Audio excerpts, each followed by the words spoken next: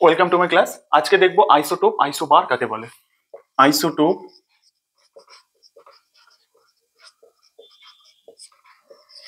এবং isobar. Isotope কাকে বলে? আইসোটোপ কাকে বলে? একই মৌলের পরমাণু, যদি পরমাণু ক্রমাঙ্ক এক কিন্তু ভর সংখ্যা আলাদা, তাদেরকে বলা হয় একে পরমাণু আইসোটোপ। যেমন হাইড্রোজেন।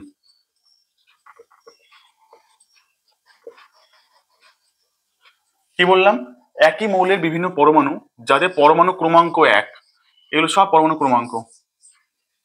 পরমাণু ক্রমাঙ্ক। আর এটা হচ্ছে পারমাণবিক ভর। পরমাণু ক্রমাঙ্ক এক কিন্তু ভর সংখ্যা আলাদা। দেখো, এর এক, এর দুই, এর তিন, এর নাম কি? এর নাম হচ্ছে প্রোটিয়াম,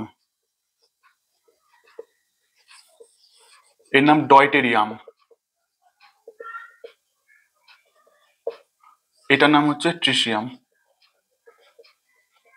তাহলে হাইড্রোজেনের তিনটে আইসোটোপ, প্রোটিয়াম, ডয়টেরিয়াম, ট্রিসিয়াম। এবার আসবো আইসোবার। আইসোবারের উদাহরণ হচ্ছে যেটা কার্বন 12, 6, নাইট্রোজেন 7, 14। আচ্ছা, এটা কার্বন হচ্ছে, এটা আইসোটোপ। আইসোবার হচ্ছে পারমাণবিক সংখ্যা আলাদা, একই মানে ভিন্ন পরমাণু, যা পরমাণু ক্রমাঙ্ক আলাদা হলেই ভর সংখ্যা, পরমাণু ক্রমাঙ্ক আলাদা হলেই দুটো মৌল আলাদা হবে। এটা কার্বন, এটা নাইট্রোজেন আলাদা, কিন্তু ভর সংখ্যা এক, দেখো 14। তাদেরকে বলবো একে অপরের আইসোবার।